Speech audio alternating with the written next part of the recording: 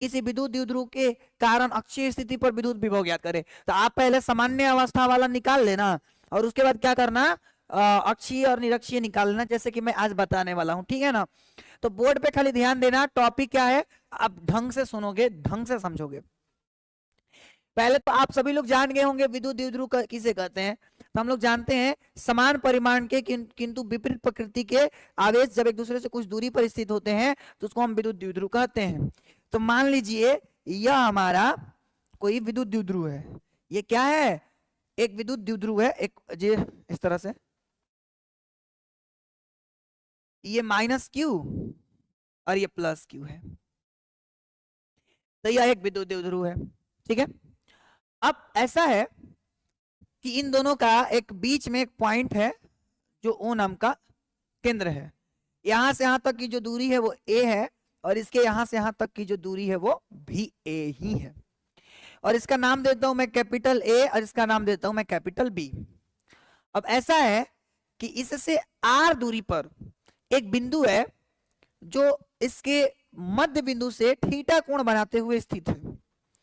सुनते चलिए एक एक बात, ये थीटा कोण बना रहा है विद्युत द्विध्रुव के साथ और इसके केंद्र से आर दूरी पर ऐसे है स्थित, इसके केंद्र से आर दूरी पर ये स्थित है और ये बिंदु का नाम पी है, और हमें वहीं पर क्या याद करना है, तो विद्युत क्षेत्र सॉरी विद्युत विभव का वैल्यू ज्ञात करना है, वहीं पे हमें विद्युत विभव का मान ज्ञात करना है, ठीक है। सिंपल सा लॉजिक लगाएंगे, सिंपल सा लॉजिक लगाएंगे। हम क्या करेंगे, एक बार हम इसके कारण, एक बार हम लोग इसके कारण इस बिंदु पर विद्युत विभव की गणना करेंगे और एक बार हम लोग इसके कारण इस बिंदु पर विद्युत विभव की गणना करेंगे और सिंपल हम उन दोनों को फिर जोड़ देंगे, हमारा आंसर आ जाएगा। फिर से सुनिए, पहले मैं यहाँ इसके कारण, क्योंकि इस बिंदु पर विद्युत विभव दोनों के कारण होगा, कल हम लोग ऐसा न्यूमेरिकल भी किए थे, तो एक होगा इसके कारण इस बिंदु पर विद्युत विभव, एक इसके कारण भी इस बिंदु पर विद्युत विभव आएगा, समझ रहे हो ना। अब ध्यान से एक और चीज सुनना भाई, यहां से यहां तक की कुछ दूरी रही होगी, इसको हम क्या बोल देते हैं, R1 बोल देते हैं, ठीक है। फिर यहां से यहां तक की भी कुछ दूरी रही होगी, इसको मैंने R2 बोल दिया। क्या बोल दिया मेरे भाई, R2 मैंने बोल दिया। क्या आप सभी को यहां तक की बातें समझ में आ गई है? तो एक बार प्लीज हमें कमेंट करके बताइए कि क्या आप सभी को ये फिगर समझ में आया या नहीं आया। अरे एक बार सभी स्टूडेंट्स एक बार फास्ट कमेंट करके हमें बताइए कि हाँ सर जी हमें फिगर समझ में आया या फिर नहीं आया। देख कि माना कि माइनस ऐसे बोल सकते, माना कि ए बी विद्युत द्विध्रुव है, ए बी विद्युत द्विध्रुव है, ए बी क्या है, विद्युत द्विध्रुव है, जिसका ओ केंद्र है, जिसका ओ केंद्र है, ओ क्या है मेरे दोस्त, केंद्र है, ओ क्या है, केंद्र है। फिर मैं बोलूंगा केंद्र ओ से आर दूरी पर थीटा कोण बनाते हुए, थीटा कोण के साथ एक बिंदु P स्थित है, एक बिंदु P स्थित है, P स्थित है जहां विद्युत विभव ज्ञात करना है, जहां विद्युत विभव ज्ञात करना है, विद्युत विभव ज्ञात करना है। फिर से सुन लीजिए कि माना कि ये भी विद्युत द्विध्रुव है जिसका ओ केंद्र है, केंद्र ओ से आर दूरी पर, देखिए ए भी विद्युत द्विध्रुव है, केंद्र ओ है, ओ से आर दूरी पर थीटा कोण बनाते हुए एक बिंदु P है और इसी बिंदु पर हमें कुल विद्युत विभव ज्ञात करना है। बात समझ गए? तो हम एक बार इसके कारण ज्ञात करेंगे इस पर और एक बार इसके कारण ज्ञात करेंगे उस पर, ठीक है। तो मैं सिंपल यहां पर लिखूंगा अब माइनस क्यू के कारण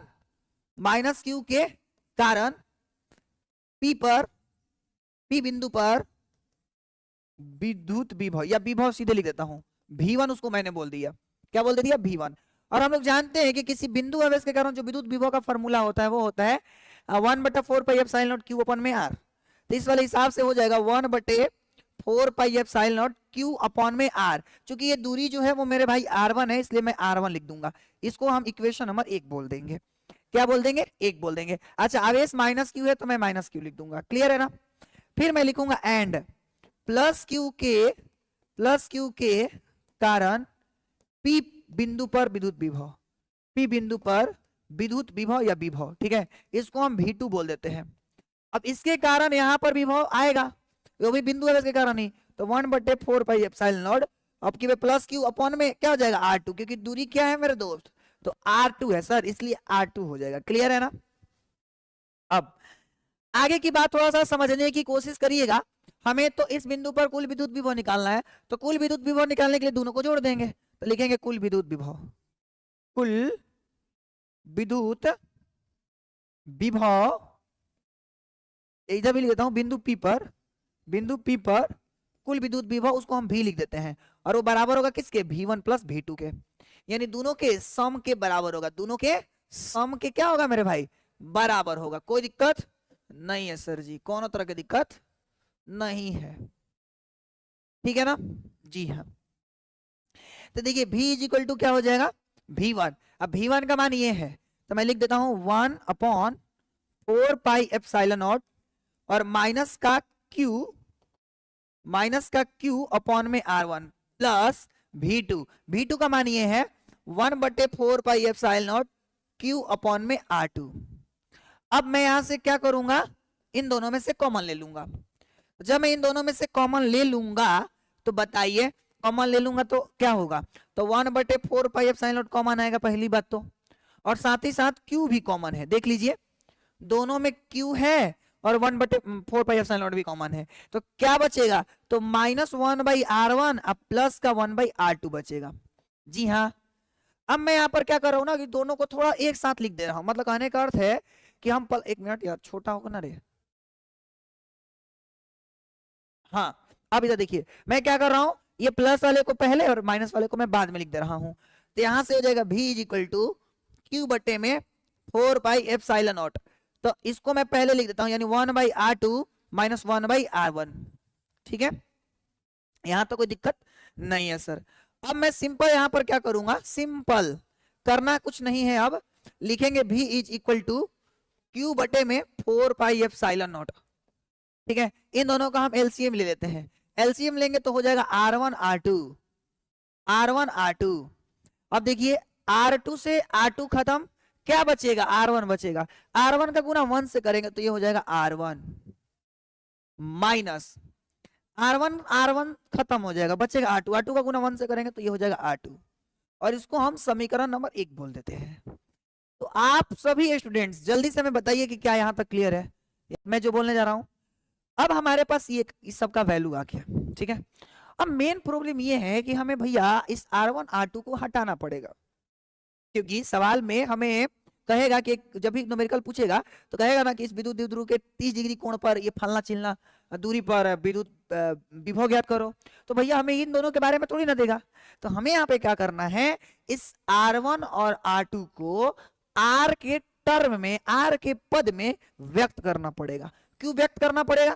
क्योंकि सवाल में सर R ही देगा, न कि R1 R2 देगा नहीं देगा। तो इसीलिए अब हमें क्या करना होगा, यहां से थोड़ा सा कुछ दिमाग लगाना होगा। R1 और R2 को R के पदों में व्यक्त करने के लिए हम यहाँ पे कुछ दिमाग लगाएंगे। दिमाग ये लगाएंगे, हम थोड़ा सा रचना करेंगे। रचना हम ये करेंगे कि इस वाली लाइन को थोड़ा सा हम आगे बढ़ाएंगे और इसको इस पर लंब डाल देंगे। मैंने क्या किया सुन लीजिए दोबारा से, मैंने इस वाली लाइन को आगे बढ़ाया ऐसे और इसको इस पर लंब डाल दिया, मैंने इसको इस पर मैंने लंब डाल दिया। ये वाला लाइन को मैंने आगे बढ़ाया और लंब डाल दिया, इसका नाम दे देता हूं M। क्या दे देता हूं? M नाम दे देता हूं। तो रचना नंबर 1 हम लोग ये किए, मैं यहाँ पर लिखूंगा रचना मैंने क्या किया कि PO को M तक बढ़ाया, अरे PO को हम क्या किए हैं? M तक बढ़ाए। देख लीजिए, इसमें PO को M तक बढ़ा दिया और फिर मैंने AM लंब OM डाल दिया, बढ़ाया, तथा मैं AM को लंब डाल दिया OM पर। एम को लंब डाल दिया ओ एम पर। अब कोई कहेगा सर ये लंब इस पर नहीं डाला गया है क्या? भाई डाला गया ना, क्योंकि ये एक रेखा है, लंब यहाँ डालो लंबे है, यहाँ डालो लंबे है, यहाँ डालो लंबे है, भाई लंब ही है ना।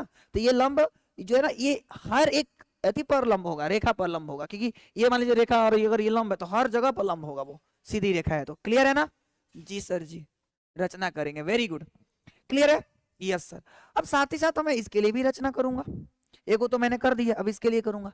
इसके लिए भी मैं यहां से परपेंडिकुलर ड्रॉ करूंगा, मैं इसके लिए भी परपेंडिकुलर ड्रॉ करूंगा, इसका नाम मैं ए दे दूंगा, यानी मैं बी एन लंब डाल दिया ओ एन पर।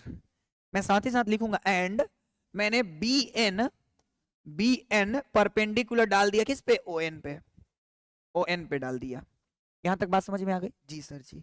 अब हमें क्या करना है, इसको इसके टर्म में ज्ञात करना है। तो देखिए मैं अब क्या करूंगा, लिखूंगा अब, लिखेंगे अब, ध्यान से सुनोगे, एने ओने मत ताकिएगा, आपसे रिक्वेस्ट है, नहीं तो फिर अब तकलीफ में आ जाएंगे मेरे दोस्त। तो आपसे रिक्वेस्ट है कि एने ओने मत ताकिएगा, है ना, सावधानी हटी दुर्घटना घटी, इसलिए एने ओने नहीं ताकना है।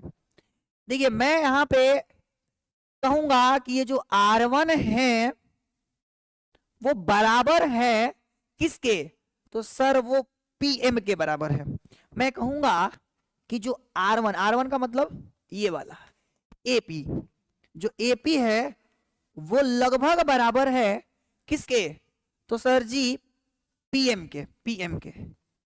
अब बहुत सारे स्टूडेंट्स ये सोच रहे होंगे कि सर ये कैसे बराबर हो गई, कैसे आखिर बराबर हो गई? तो मैं आपको बता दूं, सुनिए ध्यान से। ये चूंकि विद्युत द्विध्रुव है, तो और विद्युत द्विध्रुव जो होते हैं वो एक दूसरे से बहुत ही पास होते हैं। रियली में देखा जाए तो ये 90 डिग्री, तो ये कर्ण हो गया। कर्ण कभी किसी दूसरे भुजा के बराबर नहीं होता है, क्योंकि कर्ण समकोण त्रिभुज के सबसे बड़ी भुजा होती है। लेकिन मेरे भाई सुन, सन सन सन बरसात की धुन सन, देखिए ये भी सी है, तो ये जो कर्ण है कभी इसके बराबर नहीं हो सकता है। लेकिन अगर ये बहुत ही छोटा हो, अगर ये बहुत ही नजदीक हो, देखो अगर ये बहुत नजदीक है, अगर ये और भी नजदीक है ऐसे, तो होगा क्या उस सिचुएशन में? ये दोनों बराबर हो जाएंगे। फील कर रहे हो ना क्या बोल रहा हूं? अगर ये मान लो बहुत क्लोज है, बहुत क्लोज है, तो उस सिचुएशन में ये लगभग इसके बराबर होंगे, हाँ या ना? जी सर, बात तो सही है। तो कहेंगे हम कि एपी जो है लगभग बराबर है पीएम के।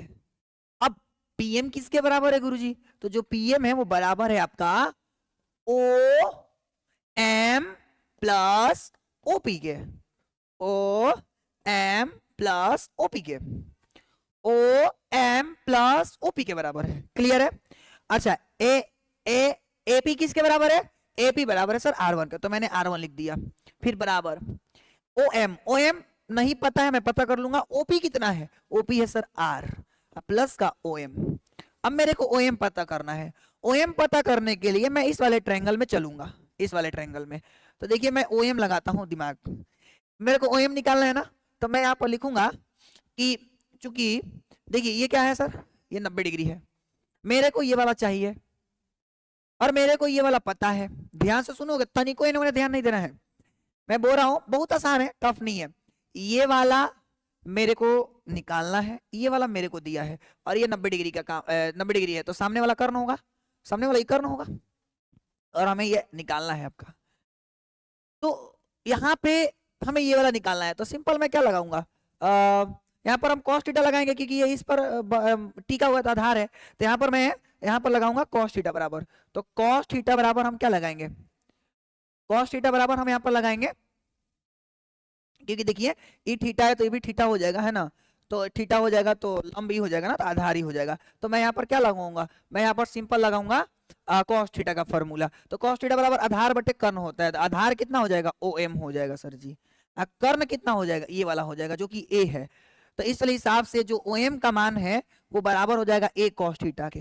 किसके? A cos थीटा के। तो इस वाले हिसाब से हमारे पास R1 का वैल्यू आ जाएगा, और वो कितना आ जाएगा? तो R प्लस OM का वैल्यू है A cos थीटा, तो ये हमारे पास आ जाएगा R1। अब ऐसे ही R2 निकालना है, तो एक बार जल्दी से कमेंट करके बताओ R1 समझ में आया कि नहीं आया। एकदम आराम से हम बता रहे हैं, कोई मैं जल्दबाजी नहीं कर रहा हूं, है ना, एकदम आराम से बता रहा हूं, ठीक है ना, एकदम मैं आराम से बता रहा हूं, बहुत ही आराम से, है ना। कॉस क्यों लिया समझ गए ना, क्योंकि ये क्या आधार और ये कर्ण है, तो मेरे को आधार बटे कर्ण वाला कहानी चाहिए था, आधार निकालना था, इसलिए मैंने कॉस लगाया। क्लियर है, क्लियर है, वेरी गुड। अब मेरे को तो इतना तो समझ में आ गया, एक तो हम लोग निकाल दिए, अब हमें दूसरा का निकालना है, जो कि क्या है, तो सर जी वो है आपका R2। तो मैं यहाँ पर लिखूंगा मैं अब, यही बस मेहनत वाला काम है। R2 का क्या नाम है दोस्त, तो R2 का नाम है सर जी ये वाला PB। तो जो PB है वो लगभग बराबर है किसके, तो जो PB है या BP जो है वो लगभग बराबर होगा इसके, किसके, तो OP के लगभग किसके बराबर होगा, OP के लगभग किसके बराबर होगा, OP के। ठीक है, अब ध्यान से सुनिएगा, मैं जो बोलना चाह रहा हूं, ये लगभग बराबर है OP के। अच्छा अब सुनो, ये जो OP है वो किसके बराबर है, जैसे मेरा मतलब ये, क्या मैं इस OP को मैं ये बोल सकता हूं, OP को मैं ये बोल सकता हूं कि PN माइनस ON, ये मैं बोल सकता हूं ना, क्योंकि देखिए हमें क्या करना है कि ये जो है, नहीं एक मिनट, हाथ से मतलब रखना है, सॉरी, यहाँ पे जो PB है वो बराबर है PN के, सॉरी भाई, यहाँ पर PB जो है वो PN के बराबर है, PN के, देख लीजिए, देखिए ये जो PB है वो इसके बराबर है, क्योंकि ये ना आपका कर्ण है और ये आपका लंब है, तो हमें इससे मतलब रखना चाहिए। तो PB जो है वो लगभग बराबर है PN के। अब ये PN किसके बराबर है, तो सर ये जो OP में से अगर मैं ON घटा दूंगा तो ये PN निकल के आ जाएगा। तो मैं ये कहना चाह रहा हूं आप सभी से कि PN को मैं लिख सकता हूं, PN यानी ये वाला PN को मैं लिख सकता हूं OP minus ON, OP minus ON यानी OP माइनस ON। अब PB किसके बराबर है, R2 के बराबर है, चेक कर लो, PB किसके बराबर है, R2 के बराबर है, PB किसके बराबर है, R2 के बराबर है। ठीक है, अब OP किसके बराबर है, तो सर जी OP बराबर है R के, तो मैंने R लिख दिया, माइनस ON नहीं पता है सर, तो ON निकालने के लिए मैं इस वाले ट्रायंगल में चलूंगा। अब की बार मेरे को ये चाहिए और मेरे को ये दिया है, वापस मैं cos थीटा लगाऊंगा, है ना, क्योंकि ये थीटा है तो ये तो लंब हो जाएगा, तो बचा ये आधार और ये कर्ण, तो मैं यहाँ पर लगाऊंगा कि चूंकि cos थीटा बराबर क्या हो जाएगा, cos थीटा बराबर आधार बटे कर्ण होता है, आधार कितना है ON है, कर्ण क्या है A है, तो मैं लिखूंगा ON बटे A, तो यहां से ON का वैल्यू निकल के आ जाएगा A cos थीटा। तो इस वाले हिसाब से R2 का जो मान आ जाएगा R माइनस ON के जगह पे आ जाएगा A cos थीटा। तो हमारे पास R2 भी आ गया और R1 भी आ गया। अब इन दोनों मानों को मैं समीकरण 1 में जाके स्थापित कर दूंगा, रख दूंगा, तो मैं लिखूंगा कि समीकरण 1 से, अब समीकरण कैसे हम लोग चलेंगे, 1 से, तो समीकरण 1 से चलना है और वहां से हम लोग लिख सकते हैं V is equal to Q बटे 4 पाई एप्सिलॉन नॉट। अब सुनिएगा आगे, R1 की जगह पे लिखना है R plus A cos theta, R plus A cos theta, clear है ना। फिर माइनस R2, और R2 हमारे पास ये आ रखा है, तो लिखूंगा minus R2 minus A cos theta, और बट्टा में क्या लिखना है मेरे दोस्त, तो बट्टा में लिखना है सर जी इन दोनों का गुणनफल, यानी इसका गुना कराना है, यानी R plus A cos theta, R plus A cos theta का गुना कराना है R2 के साथ, जो कि है R minus A cos theta, R minus A cos theta है, क्लियर है ना। अब आगे बढ़ते हैं,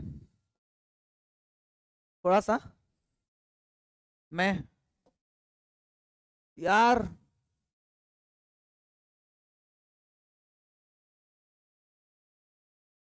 थोड़ा सा रुकिएगा, मैं सटाना चाह रहा हूं ताकि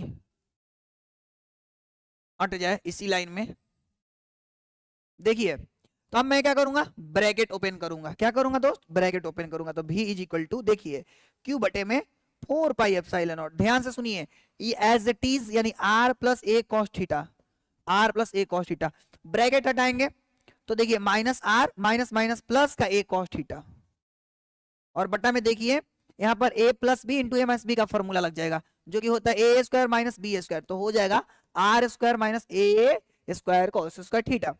इस वाले हिसाब से देखिए ये R से R कट गया। अब आप देखिए ध्यान से, तो आप पाएंगे कि यहां से V is equal to Q बटे 4 पाई एप्सिलॉन नॉट, ठीक है, A cos थीटा मिलके हो जाएगा 2A cos theta, 2A cos theta बटे में ये जैसे है वैसे, यानी R square minus A square cos square theta. Clear है ना जी गुरुजी। अब आगे सुनिए, देखिए ये 2, देखिए हम लोग जानते हैं Q इंटू 2A जो है वो P के बराबर होता है, ये बात हम सभी को पता है कि Q इंटू 2A P के बराबर होता है, विद्युत द्विध्रुव के बराबर होता है, विद्युत द्विध्रुव आघूर्ण के बराबर होता है, ये हम लोग चैप्टर 1 में पढ़ लिए हैं। तो इस वाले हिसाब से भी बराबर, इन दोनों के बदले मैं लिख सकता हूं P cos थीटा बटे में 4 पाई एप्सिलॉन नॉट, या मैं ऐसे लिख देता हूं 1 बटे 4 pi epsilon not P cos theta, और बटे में दोस्त R square minus A square cos square theta.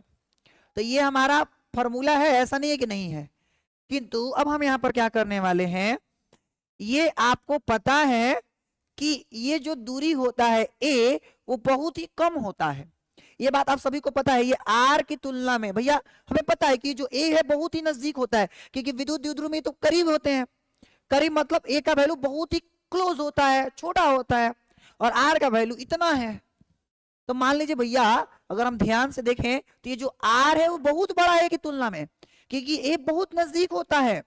विद्युत द्विध्रुव में हम पढ़ाए थे, विद्युत द्विध्रुव आघूर्ण जब हम बता रहे थे तो हम बताए थे कि जो A होता है उनके बीच की दूरी होती है बहुत ही कम होती है, और ये जो R है वो इसके तुलना में बहुत बड़ा है। तो मैं लिखूंगा चूंकि जो R है वो ग्रेटर देन A है, तो सीधी सी बात है जब हम इसका स्क्वायर करेंगे तो मच ग्रेटर देन हो जाएगा A स्क्वायर से, यानी कि और बहुत बड़ा हो जाएगा, पहले ही से बड़ा है तो उसका स्क्वायर करेंगे तो और बड़ा हो जाएगा। एग्जाम्पल, अगर 4 बड़ा है 1 से तो इसका स्क्वायर, 4 का स्क्वायर भी बहुत बड़ा हो जाएगा 1 से। एग्जाम्पल और मैं ऐसा देता हूं कि जैसे 100 बड़ा है 1 से, 100 का स्क्वायर करो तो हो जाएगा 10,000, तो वो तो बहुत बड़ा हो गया 1 से। तो वही बोल रहा हूं, अगर कोई नंबर बड़ा है किसी से तो उसका स्क्वायर और बड़ा होता है, तो उस सिचुएशन में हम बोल सकते हैं कि ए स्क्वायर लगभग नगण्य है, माने नहीं के बराबर है, तो हम इसको क्या कर देंगे, नगण्य मान लेंगे, लिखेंगे कि ए स्क्वायर कॉस स्क्वायर थीटा को नगण्य मानने पर, नगण्य क्यों मान रहे हैं, क्योंकि बहुत छोटा है का वैल्यू, इसलिए मैं उसको नगण्य मान रहा हूं। तो नगण्य जब हम मान लेंगे तो क्या आ जाएगा, 1/4 पाई एप्सिलॉन नॉट, ये हो जाएगा P cos थीटा, और बटे में दोस्त R का स्क्वायर, बटे में दोस्त R का स्क्वायर, क्योंकि वो तो 0 हो गया ना, नगण्य माने में उसको हटा देना है। तो फाइनली कि किसी विद्युत द्विध्रुव के कारण जो विद्युत विभव है उसका formula 1/4 pi epsilon not P cos theta upon में R स्क्वायर आ जाएगा, और यही हम लोग को प्रूव करना था। एक बार सभी स्टूडेंट्स कमेंट करके हमें बताएंगे कि क्या आपको ये बात समझ में आ गई, यस और नो। अब हम क्या करेंगे, अब मैं यहां से, है ना, अब मैं यहां से क्या करूंगा, अक्षीय और निरक्षीय स्थिति का पता लगाएंगे हम लोग, ठीक है। तो लिखेंगे अब केस फर्स्ट, देखिए एग्जाम में अगर आया ना कि अक्षीय स्थिति को सिद्ध करें या निरक्षीय स्थिति, तो आप पहले यहां तक निकाल लोगे फिर यहां से लिखोगे। केस फर्स्ट वहां पर मत लिखना, नॉर्मल लिखना। तो केस फर्स्ट हम लोग लिखने जा रहे हैं वैसे, क्योंकि हम लोग तो सामान्य निकाल रहे हैं ना, तो एग्जाम में है तो सामान्य निकालना हो तो इधर आगे नहीं करना है, ठीक है। तो लिखेंगे अक्षीय स्थिति के लिए, अक्षीय स्थिति के लिए तो हम आपको बताए थे अक्षीय स्थिति में थीटा कितना डिग्री बनता है, जल्दी से बताओ तो, है ना, सभी लोग बताइए तो नहीं हमें जल्दी से। श्याम भाई, अबे छोड़ा, कई दिन से पढ़ रहा है भाई श्याम भाई, कई दिन से पढ़ रहा है। बी एन लंब एनपी भी हो सकता है सर, बी एन लंब एनपी, बी एन लंब एमपी, क्या बोल रही है, बी एन लंब एम पी, हाँ वो भी बोल सकते हैं, कोई दिक्कत ना है, बट हमें अभी इतने से ही ना मतलब है, इसलिए मैंने उतना पर ही बोला, ठीक है ना। आर थी जो भी है, समझ गए कि मोटिवेशन। तुम पहले लिखना बढ़िया से सीख ले भाई श्याम बिहारी, है ना। चलिए, तो अक्षीय स्थिति के लिए हम पढ़े हैं थीटा कितना डिग्री होना चाहिए, 0 डिग्री, वेरी गुड, बहुत सारे स्टूडेंट्स बता दिए। और भी बराबर अभी अभी हम लोग फॉर्मूला पढ़े हैं 1/4 पाई एप्सिलॉन नॉट, फिर P cos थीटा की जगह पर 0 डिग्री अपॉन में क्या लिखना है, R का स्क्वायर, R का क्या हो जाएगा, स्क्वायर हो जाएगा, ठीक है ना जी सर। अब इस वाले हिसाब से बताइए क्या होने वाला है, तो cos 0 डिग्री 1 होता है, तो फाइनली हमारे पास भी का मान आ जाएगा 1/4 पाई एप्सिलॉन नॉट, है ना, P अपॉन में R स्क्वायर, P अपॉन में R स्क्वायर। तो ये याद रखना है अक्षीय स्थिति पर विद्युत विभव का फॉर्मूला। अब हम केस 2 के ऊपर चर्चा करते हैं जो कि निरक्षीय स्थिति को बताएगा। तो निरक्षीय स्थिति के लिए आप सभी को पता है थीटा बराबर कितना डिग्री, 90 डिग्री होनी चाहिए सर। तो सेम मैं ये लिखूंगा और पुट कर दूंगा यहाँ पे, बात खत्म। थीटा के जगह पे 90 डिग्री लिख देंगे और कॉस 90 डिग्री शून्य होता है, तो भी बराबर हो जाएगा 1/4 पाई एप्सिलॉन नॉट, और ये वैल्यू में जीरो का, क्योंकि cos 90 डिग्री जीरो होता है, जीरो का गुना किसी से भी करेंगे तो जीरो, तो फाइनली भी का मान शून्य आ जाएगा। तो यहां से हम लोग एक नोट पॉइंट बना लिए हैं, यहां से हम लोग एक नोट पॉइंट बना लिए कि विद्युत द्विध्रुव के निरक्षीय स्थिति पर, कौन सा स्थिति मेरे दोस्त, तो निरक्षीय स्थिति पर भी का मान शून्य होता है, भी का मान शून्य होता है। ये हम लोग कर दिए प्रूव्ड। एक बार सभी लोग कमेंट करके बताइए क्लियर। तो इसके लिए हम क्या करेंगे, समांतर प्लेट संधारित्र का हमें धारिता निकालना है भैया, समांतर प्लेट संधारित्र, अब इसकी धारिता निकालना है, समांतर प्लेट संधारित्र की क्या निकालना है, धारिता निकालना है, ठीक है। समांतर प्लेट संधारित्र होते कैसे हैं, दिखते कैसे हैं, वो ये देख लीजिए, ऐसे होते हैं भैया, दिखते भी ऐसे ही हैं, अभी हम दिखाए हैं, बताए हैं, ये हम लोग का समांतर प्लेट संधारित्र है। मैं आपको समझाया अभी कि मान लो ये प्लस है, अभी मैं बताया हूँ थोड़ी देर पहले ना कि इधर माइनस आ जाता है, कैसे आता है मैं दिखाया हूँ आपको, है ना, मेन रीजंस भी समझाए हम आपको, लेकिन अभी आप डायरेक्ट समझिए कि ये प्लस और उस साइड वाला माइनस, ठीक है। और रियल मायने में ये अर्थिंग से जुड़ा हुआ है, नहीं भी जोड़ेंगे तो आप समझिएगा कि अर्थिंग से जोड़े हैं, तो ये भी बात आपको समझना पड़ेगा, ठीक है। अब ऐसा है कि इस पर जो दिया गया कुल आवेश है वो प्लस क्यू है, और इस पर जो दिया गया कुल आवेश है वो माइनस क्यू है, ये भी बात आप जानते हैं, ठीक है ना। और इस प्लेट का क्षेत्रफल मान लीजिए ए है, और इस प्लेट का क्षेत्रफल मान लीजिए कि वापस से ए है, क्योंकि दोनों तो समान मतलब रहते हैं, है ना, समान रहते हैं, क्योंकि तभी तो इनका यथी होता है, तभी तो क्या बोल सकते हैं, समान परिमाण और विपरीत प्रकृति के आवेश होते हैं, है ना, परिमाण समान रहेगा जब एरिया इक्वल रहेगा, ठीक है ना, ओके। तो ये दोनों प्लेटों का जो क्षेत्रफल है वो ए है। अब ये ऐसा है कि इन दोनों प्लेटों के बीच की जो दूरी है वो डी है, यानी इन दोनों प्लेटों को कुछ दूरी पर रखा गया है जो कि डी दूरी पर है। तो मैं यहाँ पर एक दो लाइन लिखूंगा कि माना कि समांतर प्लेट संधारित्र, माना कि ऐसे कोई नाम दे दूं क्या यार, जैसा कि हम उसका नाम दे दे क्या यार, नाम ना भी देंगे तो चलेगा, चलो ऐसे लिख देता हूं, माना कि प्लेटों का क्षेत्रफल, माना कि प्लेटों का क्षेत्रफल ए और प्लेटों के बीच की दूरी डी है, फिर प्लेटों के बीच की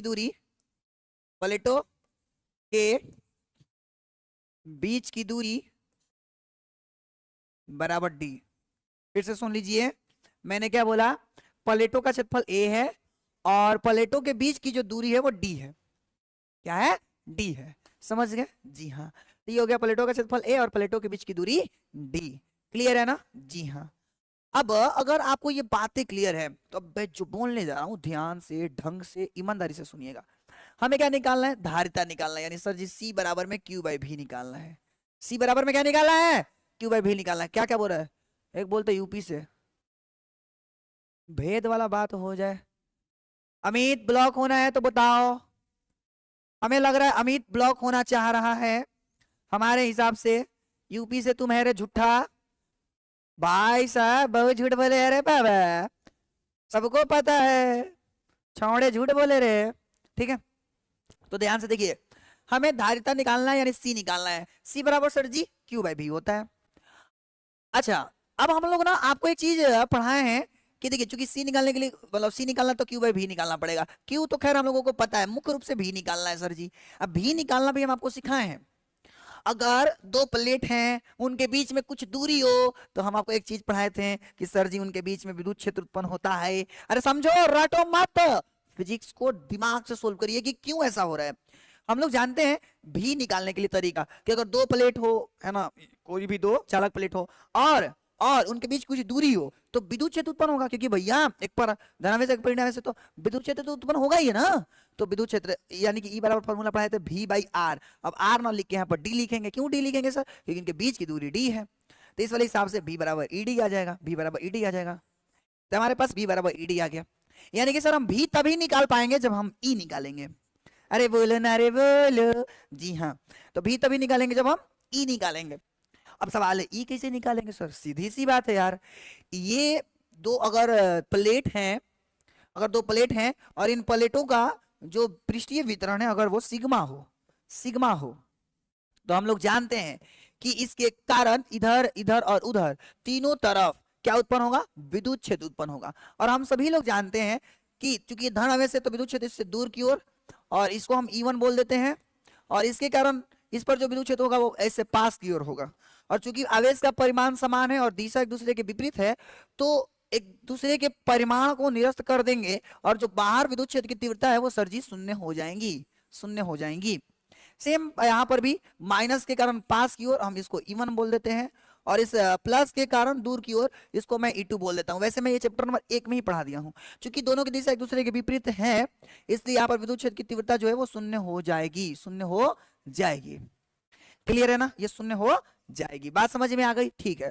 अब अंदर की बात करें, अंदर में क्या होगा? प्लस, यानी ये प्लस है, इससे उधर दूर की ओर होगा, और माइनस की कहानी क्या है? इससे पास की ओर ही होगा, यानी इधर ही होगा। यानी E1 और E2 की दोनों की दिशा एकदम एक दूसरे के तरफ ही, मतलब सॉरी एक ही तरफ होगी। अब चूंकि एक तरफ होगी तो यहाँ पर चूंकि दिशा सेम है तो जुड़ जाएगा। और हम लोग जानते हैं कि किसी अगर एक प्लेट है और उसके कारण जो विद्युत क्षेत्र की तीव्रता होती है वो हम लोग जानते हैं, एक समान रूप से आवेशित जो प्लेट है उसके कारण विद्युत क्षेत्र की जो तीव्रता होती है वो E इक्वल टू होता है सिग्मा अपॉन 2 एप्सिलॉन नॉट। हम लोग चैप्टर नंबर 1 में प्रूव कर चुके हैं, प्रूव कर चुके हैं। तो मैं लिखूंगा यहाँ पर कि, यहाँ पर क्या लिखूंगा?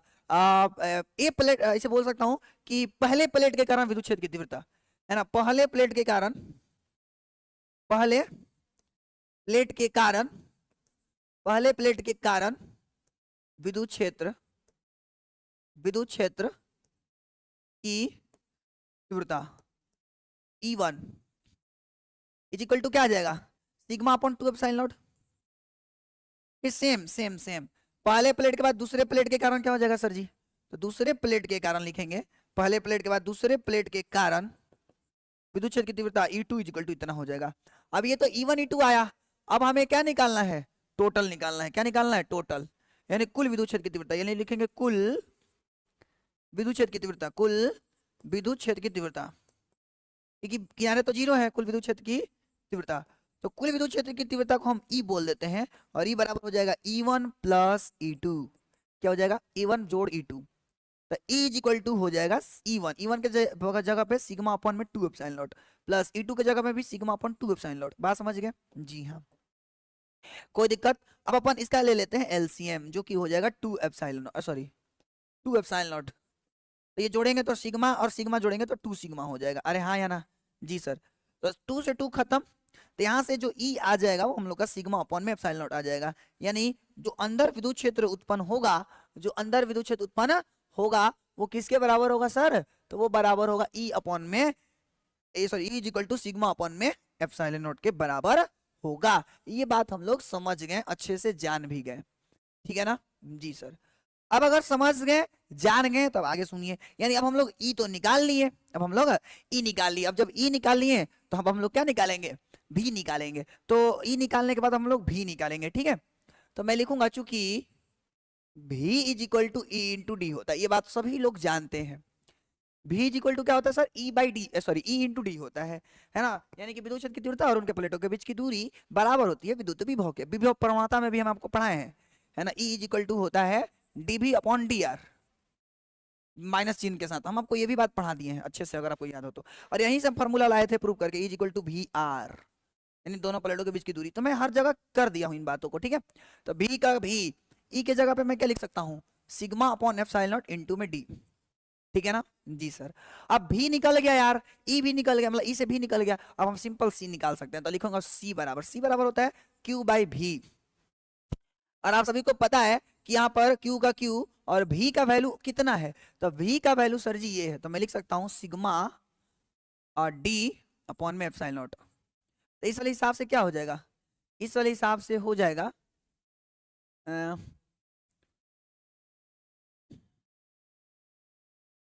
Epsilon not. हम लोग कुछ गड़बड़ कर दिए क्या? कुछ गड़बड़ कर दिए क्या? हो तो नहीं बताना तो। Sigma upon epsilon not. कुछ हम लोग गड़बड़ ना किए हैं, जल्दी से बताइए। अच्छा अच्छा अच्छा, नहीं नहीं कोई गड़बड़ नहीं है, ठीक है ना। तो ये हो गया। एक चीज हम लोग का गड़बड़ किए हैं, थोड़ा सा उसको पहले कर लेते हैं। मैं यहाँ पर सिग्मा को हटाना है ना, सिग्मा को हम लोग हटा देना चाहते हैं अब। क्यों? क्योंकि सिग्मा का कोई काम है नहीं। तो सिग्मा इज इक्वल टू क्या होता है, क्यू अपॉन में ए। ये सभी बात हम लोग जानते हैं कि सिग्मा बराबर क्या होता है, क्यू बाई ए।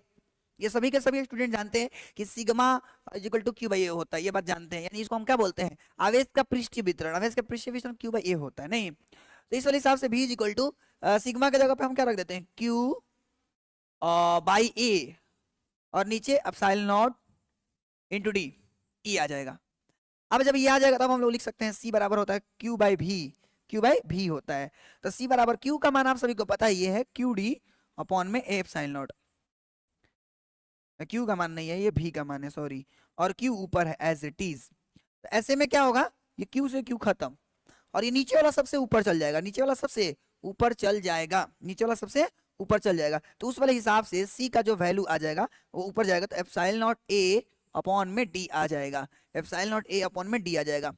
यानी कि अगर समांतर प्लेट संधारित्र है तो उनकी धारिता क्या होंगी, एप्सिलॉन नॉट ए अपॉन में डी के बराबर होंगी। आगे बात करते हैं। तो आज हम लोगों को पढ़ना है, यदि समांतर प्लेट संधारित्र के बीच, यदि समांतर प्लेट संधारित्र के बीच, संधारित्र के बीच आंशिक रूप से कोई परावैद्युत पदार्थ रख दिया जाए, परावैद्युत पदार्थ, यदि समांतर प्लेट संधारित्र के बीच आंशिक रूप से कोई परावैद्युत पदार्थ रख दिया जाए,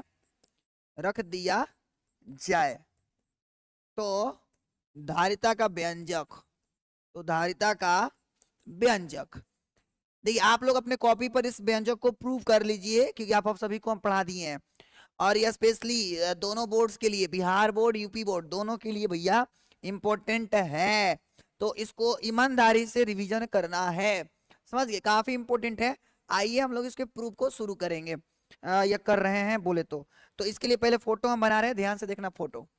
ये हम लोग का समांतर प्लेट संधारित्र है, इस तरह से, ठीक है, इस तरह से हम लोग का समांतर प्लेट संधारित्र है। बात समझ में आ गई जी सर। अब अगर आपको बात समझ में आ गई कि ये समांतर प्लेट संधारित्र है, और वापस से वही वाला सिचुएशन, इनके बीच की जो दूरी है वो डी है, इनके बीच की जो दूरी है साहब डी है।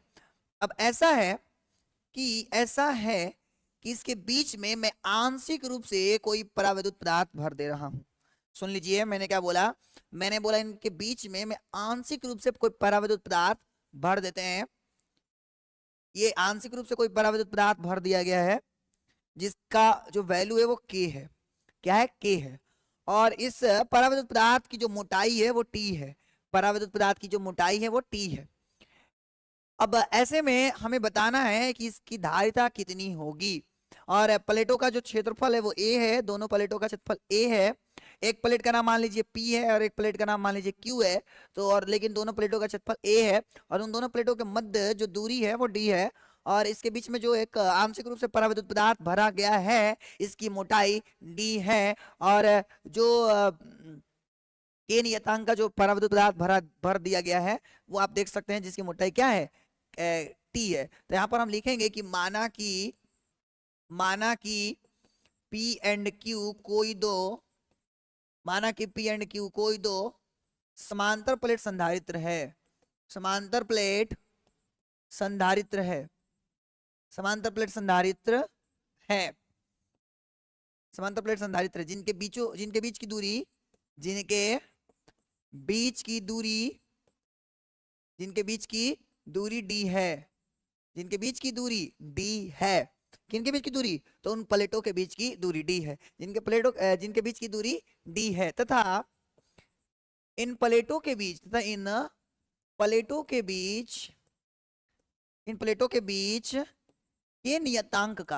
के नियतांक का कोई परावैद्युत पदार्थ भर भर दिया गया है, तथा इन के नियतांक का कोई पराविद्युत पदार्थ भर दिया गया है, भर दिया गया है, जिसकी मोटाई टी है, जिसकी मोटाई टी है। ठीक है, तथा प्लेटों का क्षेत्रफल, मैं ये भी लिख देता हूं, तथा प्लेटों का क्षेत्रफल ए है, तथा प्लेटों का क्षेत्रफल ए है, तथा प्लेटों का क्षेत्रफल ए है। तो क्या आप सभी को ये छोटी सी बात जो मैंने अभी लिखवाई है इंट्रोडक्शन के रूप में, क्या आप सभी स्टूडेंट्स को समझ में आ गया? तो एक बार कमेंट करें। तो लोग ना यार, कमल किशोर, बहुत मतलब आप लोग को बहुत गुस्सा आता है कभी कभी। आज इतना स्टूडेंट्स कम जुड़ा है, अब हम क्या ही कहें, मतलब यार गजब है। आंशिक रूप से भरेंगे ना सर, इन प्लेटों के बीच के कोई नियतांक पराविद्युत पदार्थ आंशिक रूप से भर दिया गया है, ऐसे लिख देता हूं, आंशिक लीजिए रूप से। ठीक है ना कृति? अब कृति अब सही है ना? कौन मैसेज किया जा रहा है यार? तो उम्मीद करता हूं अब तो सही होगा जी सर। तो उम्मीद करता हूं ये बातें समझ में आ गई होंगी कि हमने ये किया है। ठीक है ना? क्लियर? जी हाँ। अब देखिए, जैसे हम लोग समांतर प्लेट संधारित्र की धारिता निकाले थे, क्या निकाले थे? C बराबर कौन सा फॉर्मूला लगा के, Q बाई V वाला। यानी पहले हमें क्या निकालना होता था? Q तो पता ही है वैसे, क्योंकि इस पर प्लस Q है और इस पे माइनस Q है, टोटल आवेश प्लस Q, उस पे माइनस Q। तो हमें Q का तो मान पता है, कौन को पक्का कुल आवेश ले लेना है। ठीक है, किंतु भी निकालना होता है, तो भी निकालने के लिए हम लोग कौन सा फॉर्मूला यूज किए थे? E into D. सिंपल। यहां पर भी हम लोग सेम प्रोसेस फॉलो करने वाले हैं, किंतु यहाँ पे क्या होगा, दो सिचुएशन बन रहा है। एक परावैद्युत पदार्थ के लिए हम लोग भी का वैल्यू निकालेंगे, क्योंकि परावैद्युत पदार्थ के लिए अलग यहाँ पर विभव का मान होगा, और जो ये वाला दिख रहा है खाली खाली स्थान, निर्वात बोल सकते हैं हम इसको, क्योंकि परावैद्युत पदार्थ नहीं भरा गया तो निर्वात का कंडीशन है यहाँ पे। तो यहाँ पे क्या होगा, अलग ही क्या होगा, अलग ही विद्युत क्षेत्र होगा ना, और अलग ही विभव होगा। तो हम यहाँ पर एक लाइन लिखेंगे कि वायु के और निर्वात में, वायु या निर्वात, देखिए ये वाला, वायु या निर्वात के बीच विद्युत क्षेत्र की तीव्रता, वायु या निर्वात में लिखेंगे अब वायु या निर्वात में, वायु या निर्वात में विद्युत क्षेत्र की तीव्रता, विद्युत क्षेत्र की तीव्रता, तो विद्युत क्षेत्र की तीव्रता हम उसको E नोट से डिनोट कर लेते हैं, जो कि ये बता रहा है कि निर्वात का सिचुएशन है। हम लोग जानते हैं कि क्या होता है, सिग्मा अपॉन एप्सिलॉन नॉट होता है। ये बात कल हम लोग कर लिए थे प्रूव, अगर आपको याद हो तो। ये कल के लेक्चर में हम लोग किए थे कि कैसे सिग्मा अपॉन एप्सिलॉन नॉट होता है। एक बार सभी लोग बताइए कि सिग्मा अपॉन एप्सिलॉन नॉट लिख दिए तो कोई दिक्कत है? जल्दी से बताओ, अगर हमने सिग्मा अपॉन एप्सिलॉन नॉट लिखा तो कोई दिक्कत हुआ? उम्मीद करता हूं तो दिक्कत नहीं होना चाहिए, क्योंकि कल हम लोग किए थे ऐसा। हाँ सर कर सकते हैं, वेरी गुड। अब अगर ऐसा है तो अब हम लोग विभव निकालेंगे। क्या निकालेंगे? विभव, क्योंकि भी निकलेगा मतलब ना E इंटू डी वाला फॉर्मूला से। तो पहले हम लोग क्या करते हैं, भी का वैल्यू निकालेंगे। भी कैसे निकालेंगे? तो E इंटू डी से। तो पहले मैं लिखूंगा यहाँ पे कि अब विभव भी हो, ये भी निर्वात या वायु का विभव है, जो कि किसके बराबर होगा, E0 या E नॉट। यहाँ पर E होता है ना, तो E नॉट हो जाएगा। डी कौन होगा सर? तो निर्वात सोचो कहाँ कहाँ है, तो निर्वात गुरुजी ये वाला इलाका है, ये वाला इलाका और ये वाला इलाका निर्वात है। तो सोचो अगर ये टोटल डी है, जिसमें से इसको तो हटा ही देना है ना, इससे तो कोनो लेना देना है नहीं, क्योंकि इसका तो अलग ही ना सब कुछ निकल के आएगा, तो इससे इसका तो अलग कहानी होगी। ठीक है, तो हमें इतना दूर का ही चाहिए। तो अगर ये टी है और टोटल डी है, तो ये जो बचेगा वो डी माइनस टी बचेगा, तो E into D minus T हो जाएगा। समझ गए? जी हाँ। तो इस वाले से भी ओ का वैल्यू, इस वाले हिसाब से इसका वैल्यू आ जाएगा sigma upon epsilon not D minus T. तो ये हमारे पास आ गया, ये इक्वेशन नंबर क्या आ गया, 1। ये इक्वेशन नंबर क्या आ गया, 1 आ गया। चूंकि यहाँ पर दो दो विभव होंगे, ये बात आप अच्छे से जान गए हैं, समझ गए हैं। तो ये हमारे पास क्या आया दोस्त, तो ये हमारे पास आया क्या बोलते हैं, ये हमारे पास आया VO का वैल्यू। अब हम किसके लिए निकालने जा रहे हैं, इसके लिए निकालेंगे, यानी परावैद्युत पदार्थ के लिए अब हम लोग निकालेंगे। तो लिखेंगे अब परावैद्युत पदार्थ के लिए, अब परावैद्युत पदार्थ के लिए, परावैद्युत पदार्थ के लिए, अब हम परावैद्युत पदार्थ के लिए हम विद्युत क्षेत्र की तीव्रता निकालेंगे, यानी E का वैल्यू। उसको हम ईटी बोल देते हैं। क्या बोल देते हैं? ईटी बोल देते हैं, ठीक है, क्योंकि उसके बीच का मोटाई टी है ना, इसलिए मैं टी बोल देता हूँ जस्ट, ठीक है ना। अब सिंपल वाली बात है यार, सिंपल वाली बात है ना। क्या करेंगे हम लोग? परावैद्युत पदार्थ के लिए निकालेंगे हम लोग। तो देखिए एक बात सुन लीजिए, जब हम किसी परावैद्युत पदार्थ को भर देते हैं किसी भी चीज में, या यूं बोल सकते हैं कि भर देते हैं, तो जो विद्युत क्षेत्र की तीव्रता होती है ना, 1/k गुना हो जाता है। यानी कि नॉर्मली विद्युत क्षेत्र की तीव्रता कितनी होती है? सिग्मा अपॉन में एप्सिलॉन नॉट।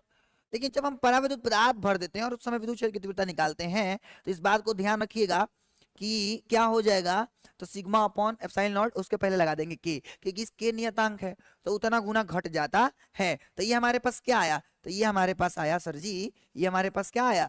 तो ये हमारे पास आया आपका विद्युत क्षेत्र की तीव्रता किसके लिए?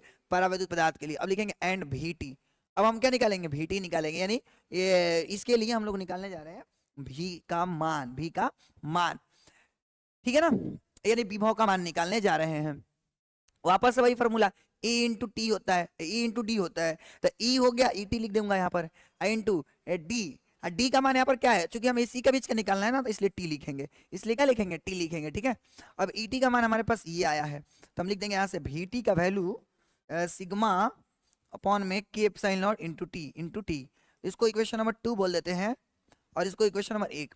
अब हमें कुल विभव निकालना है, क्योंकि हम धारिता तभी निकाल पाएंगे जब C बराबर में Q बाई V का फॉर्मूला लगाएंगे, तो हमें कुल विभव निकालना पड़ेगा ना। तो लिखेंगे कुल विभव, कुल विभव V is equal to VO plus VT, VO plus VT।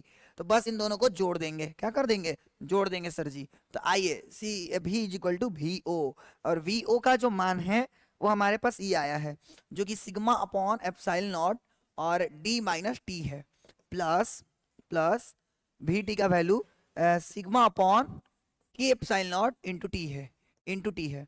अब हम लोग यहाँ पर क्या करने वाले हैं? एकदम आसान एक काम करेंगे कि इन दोनों में से कॉमन ले लेते हैं, sigma upon epsilon not common ले लेते हैं, क्योंकि दोनों में से ये कॉमन दिख रहा है। तो क्या बचेगा? D माइनस टी बच जाएगा, प्लस का क्या बच जाएगा? तो D माइनस टी बच गया, और यहाँ पर बच जाएगा T अपॉन में K, T अपॉन में K बच जाएगा, ठीक है ना। तो ये हमारे पास आ गया V का वैल्यू। क्या आप सभी स्टूडेंट्स को यहाँ तक क्लियर है? एक बार जल्दी से कमेंट करके बता दो, क्या सभी स्टूडेंट्स को यहाँ तक बात समझ में आ गई?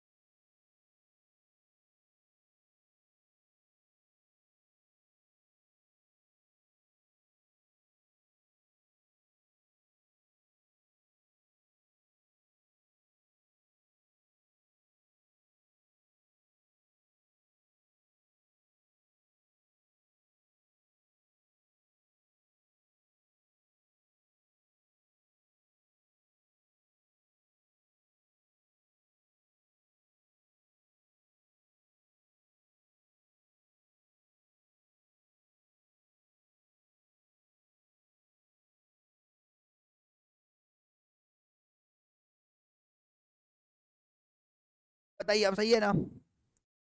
काउंट प्रॉब्लम सर एकदम समझ गए, सुन लिए हैं?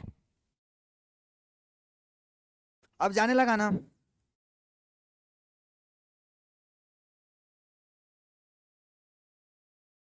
देखिए एक बार मैं दोबारा रिपीट कर देता हूँ। यस सर ठीक है, अब ओके ओके। एक बार दोबारा से रिपीट कर देता हूँ। देखिए यहाँ से सी बराबर क्यू बाई भी, तो सी बराबर क्यू बाई भी, सी का सी, क्यू का क्यू, भी का मान हमारे पास ये आया था, मैंने लिख दिया। ठीक है, अब हम लोग जानते हैं क्यू बराबर में होता है सिग्मा इंटू ए।